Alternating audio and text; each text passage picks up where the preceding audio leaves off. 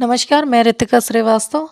कानपुर महानगर के करौली शंकर सरकार के लवकुश आश्रम से तापस पदयात्रा निकाली गई। तापस पदयात्रा लवकुश आश्रम से सरसैया घाट पहुंची, जहां भव्य पंडाल में गुरुजी द्वारा हवन पूजन का आयोजन किया जा रहा है, जहां पर उन सभी लोगों का गुरुजी अपने आध्यात्मिक ज्ञान से सफल इलाज करेंगे।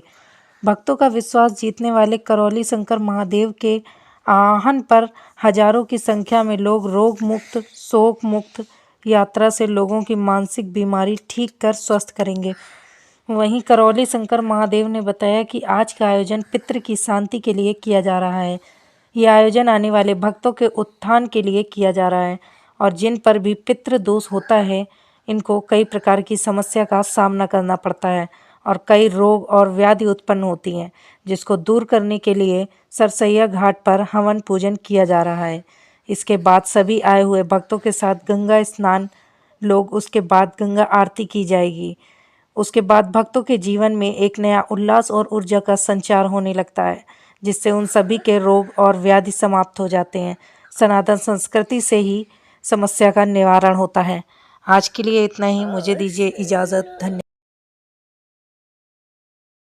गुरुजी, आज तपस यात्रा की शुरुआत हुई है। सबसे पहले जानना चाहेंगे कि तपस यात्रा क्या है और कैसे रोग मुक्त शोक मुक्त भारत बनेगा। तपस यात्रा का मतलब ये है कि अपनी तपस्या, स्वयं के किए गए अच्छे कर्म, ईश्वर से जुड़ के ईश्वर के प्रति आस्था विश्वास श्रद्धा के तहत जो किया जाता है, उसमें तपस यात्रा भी है, जिसको एक शब्द तपश्चर्या से लिया गया।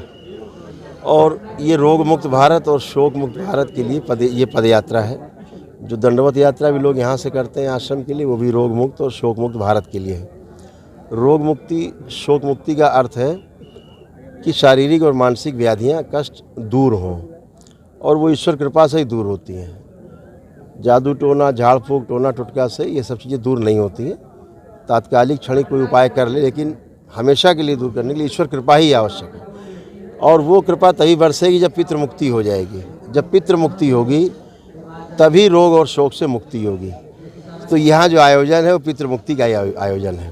मुझे किस तरीके का भव्य प्रोग्राम सरसैया घाट पे आज होने वाला है? हाँ, एक हवन होगा, दिव्य हवन यहाँ, जो पितृ मुक्ति के लिए है, सामूहिक हवन है, ताकि पितृ मुक्ति सबकी हो। और सब प्रक्रिया से गुजरे हैं ये लोग हवन आदि करके, दरबार की वैदिक प्रक्रिया से।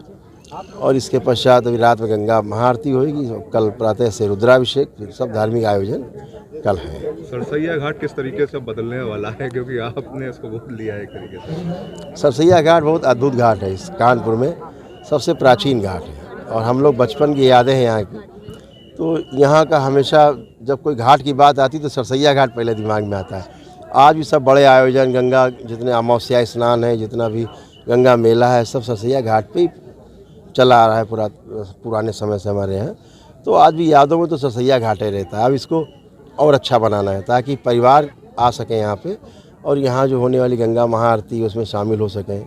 रविवार जो आयोजन अभी इन लोगों ने फिलहाल किया है, भंडारा आदि हो, प्रसाद ग्रहण करें, यहाँ पर आयोजन हो, गोष्ठी हो, बैठक हो, और लोगों को उसका महत्व पता चले कि गंगा का महत्व क्या है। अभी तो नई पीढ़ी गंगा को बस एक नदी समझ के उसका सुमिरन करते हैं। बाकी अभी कोई आस्था विश्वास श्रद्धा बहुत कम लोगों में है, लेकिन गंगा में एक अद्भुत शक्ति है कि अगर इसमें गंगा में स्नान करता है तो जितनी भी निगेटिविटी रहती है, नकारात्मक शक्तियाँ रहती हैं, गंगा में स्नान करने मात्र से अमावस्या के दिन बह जाती हैं। इसलिए हमारे महापुरुषों ने अमावस्या के स्नान हमेशा तमाम उसमें रखा। लेकिन जो पितृ मुक्ति है वो नहीं होती इस तरह से, वो उसके लिए वैदिक प्रक्रिया ही है। तो दरबार उसकी वैदिक प्रक्रिया कराता है, और आस्था विश्वास श्रद्धा से जुड़ के ये लोग जो दंडवत यात्रा पद यात्रा करते हैं और फिर सामूहिक हवन में भाग लेते हैं, इनकी पितृ मुक्ति होती है। और उसका लाभ इन्हें तत्काल तत्क्षण मुक्ति के तत्काल बाद मिलता है। इनको दिखता है कि हम रोग मुक्त हुए, शोक मुक्त हुए। युवा पीढ़ी पितृ मुक्ति को नहीं मानता है, और किस तरह से? ये मानने का प्रश्न नहीं है, ये अनुभव का मामला है। युवा पीढ़ी, आप मेरे सामने 100 लड़के खड़े कर दो जो नहीं मानते हैं, अगले दिन से सबसे ज़्यादा मानने वाले वही होंगे, क्योंकि वो जान चुके होंगे। जानने के आधार पर जो मानना होता है वो सर्वश्रेष्ठ है।